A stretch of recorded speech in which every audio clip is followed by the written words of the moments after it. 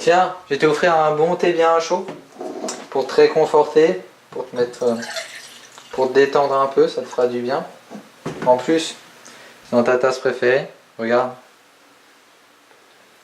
Félicitations! Il ne faut pas servir d'alcool à une personne souffrant de symptômes stress post-traumatique. Il vaut mieux servir du jus d'orange ou du thé. En effet, les alcools et les drogues peuvent aggraver les symptômes.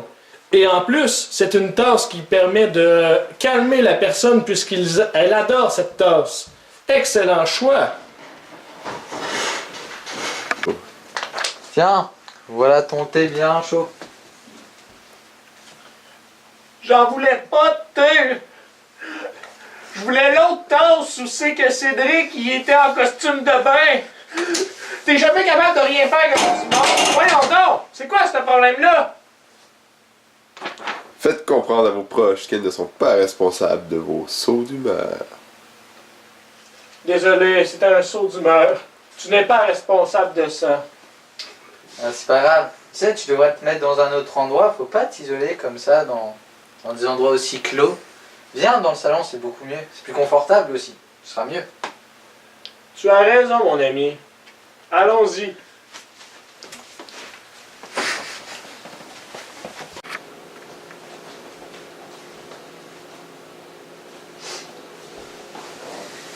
Là, Homer, faut qu'on parle un peu. Je pense qu'avec le choc que tu as vécu, tu as tout ce qu'il faut pour avoir développé quelques symptômes post-traumatiques. Et ça, faut pas garder ça pour soi, faut en parler. Mais quels sont les symptômes du stress post-traumatique? Bah, il y a divers symptômes. Nous avons déjà il faut différencier des symptômes physiques comme l'hyperactivité, l'hyperventilation, ou des symptômes psychologiques comme le stress, l'angoisse, la peur. Tout ça, faut pas garder ça pour soi. Faut que tu parles, que ce soit à tes proches comme moi ou aller voir. Il faut pas se cacher ou avoir peur d'aller voir de l'aide comme des psychologues. Merci. J'adore ton sport. Mais je suis là pour ça.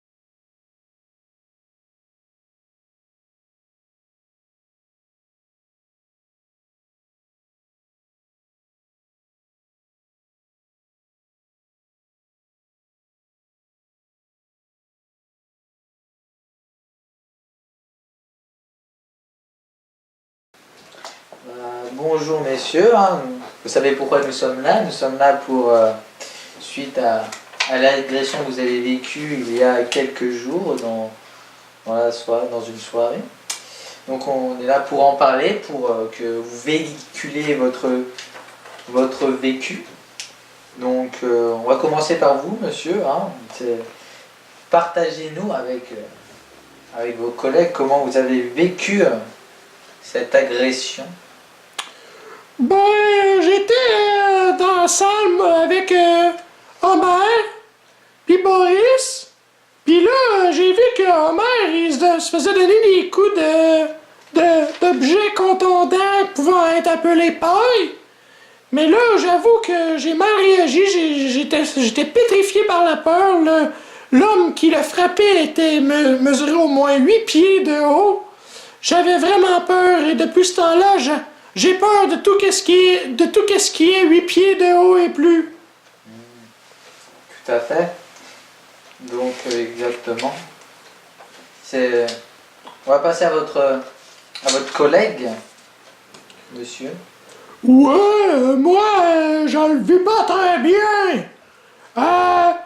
Quand qu'il se faisait des coups de paille, je savais qu'il fallait faire de quoi. Me suis levé, j'ai essayé de contacter les autorités, mais ça a été long, puis... Tu sais, quand j'ai vu les dégâts après, ben je me sens coupable, on dirait que c'est de ma faute tout ce qui s'est passé. D'accord. C'est comme ça que vous voyez le moment. Ouais, je me sens vraiment coupable, j'aurais dû réagir plus vite. D'accord. On va refaire un retour là-dessus. Et vous, Homer, qui avez vécu cette agression de plein fouet, vu que vous avez été directement la victime, comment vous avez vécu ça depuis ces derniers jours, depuis ces derniers temps? Ben moi, je l'ai vécu un peu en retrait. Oui, mes amis ont été là pour... puis ils m'ont offert un soutien. Mais c'est toujours compliqué parce qu'ils savent pas c'est quoi se faire donner des coups de paille par un homme fou. Et je me sens aussi mal d'avoir donné la recette de la compagnie. J'ai l'impression de ne pas avoir fait bien mon travail et j'avoue que je dors pas très bien les nuits. Je revis la scène sans arrêt avec une extrême précision. Est-ce que c'est normal? C'est tout à fait normal, ça fait partie des symptômes qui viennent avec ces stress post-traumatiques. Hein. Donc, mais nous sommes là pour en parler justement, le fait d'en parler va réduire leurs effets. Ne vous inquiétez pas, c'est pas permanent, vous allez normalement vite oublier ça. Donc si on reprend chronologiquement ce qui s'est passé, alors si vous pouvez partir du début, sur juste le visuel, qu'est-ce qui s'est passé exactement? La première chose qui est arrivée, c'est quoi? Ben moi, Boris, ben j'avoue que c'est un peu dur d'en parler, mais je vais me forcer parce que je sens que c'est important. Ben j'étais dans la salle, et le gars qui voulait la recette, il a commencé à lever le ton. Et en plus, il était raciste, il criait qu'il détestait les personnes à moitié Simpson et à moitié ours. C'est-à-dire que il est, comment dire, il est rentré normalement, il avait, de base, en rentrant dans le restaurant, il n'avait rien, il n'avait pas de réaction inhabituelle ou autre, avant de se diriger directement sur Homer. Ben, son coton ouaté était extrêmement laid, mais à part ça, il n'y avait pas grand-chose de spécial. Ni dans son comportement, ni rien. Non, c'est ça qui est vraiment frustrant, j'ai rien vu venir. D'accord. Donc là, le monsieur rentre, il va directement vers vous, c'est ça? Exactement, monsieur. Exactement. Après, qu'est-ce qu'il fait? Ben, il commence à me dire Hey, t'as-tu la recette? Mais je lui ai dit que j'avais pas le droit d'y donner, c'était contraire aux politiques. Et là, j'ai reculé un peu par un pas de même par hasard et il a remarqué mon pied en forme d'ours. Tout à fait. Et c'est là qu'il a complètement perdu la carte. Il a commencé il a sorti une paille de sa poche et a commencé à me donner des coups sans préavis. Directement. Ouais. D'accord. Et si je comprends bien, à ce moment-là, vous y étiez dans l'arrière-boutique en fait. Vous occupiez sûrement de faire la recette. C'est cela? Oui, exactement. D'accord. Donc pendant que monsieur se faisait agresser, vous faisiez déjà quoi? Ben moi, je brassais la sauce dans le coin. Tu brassais la sauce? Ouais. Est-ce que c'est vraiment important? Hein? Oui, c'est important de voir chaque étape. Donc là, nous sommes au moment où Homer est agressé. Donc vous êtes tous les deux dans la cuisine. Vous faites la recette. Donc, qu'est-ce que vous faites exactement tout de suite en voyant que votre collègue se fait agresser? Ben là, j'ai avancé un peu et quand je me suis rendu compte que le gars, il était vraiment, vraiment grand, j'ai contacté les autorités. Vous avez contacté les autorités tout de suite après? Oui. Et elles sont venues, je suppose? Oui, mais puisqu'on habite à une demi-heure de la ville, C'est assez compliqué. Ils sont arrivés une demi-heure plus tard. Les dommages étaient faits avec cette paille. Tout à fait. Donc, la police est arrivée plus tard. Exactement. Et ok. Cela résume, je pense, à peu près toute la situation. Alors, après la police, tout s'est calmé. Oui, ils l'ont embarqué. Tout à fait.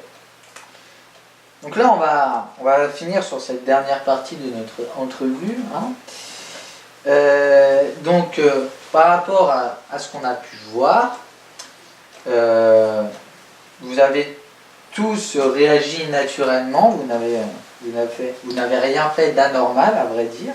Toutes vos réactions étaient tout à fait normales. La peur peut subvenir à chaque fois dans ces cas-là. Hein. On ne sait jamais. Une personne de 8 pieds, qu'on en fait beaucoup moins, c'est sûr que c'est apeurant. Donc voilà, vous n'avez rien à vous reprocher, rien à vous en vouloir, surtout vous avez appelé justement la police qui a aidé. Le fait que la police a mis du temps à arriver, c'est normal, parce que géographiquement elle est éloignée. Ils ne peuvent pas arriver forcément dans les secondes qui viennent, vous n'avez rien à vous reprocher. Donc voilà ce qu'on pourrait dégager de ce vécu, hein, c'est qu'on pourrait, pour une question de sécurité, interdire les pailles pendant quelques temps au sein de l'établissement pour une question de sécurité. Donc voilà ce qui conclut notre réunion. Je mettrai un rapport au supérieur pour qu'ils soient informés de toute cette situation qui s'est passée. Et voilà, donc je vous souhaite un bon rétablissement et si vous avez besoin d'aide, n'hésitez pas à me contacter. Cela fait toujours du bien d'avoir quelqu'un avec qui on peut parler de ça. Voilà. Je vous remercie messieurs. Sur ce, bonne journée à vous et peut-être à bientôt, je ne sais pas.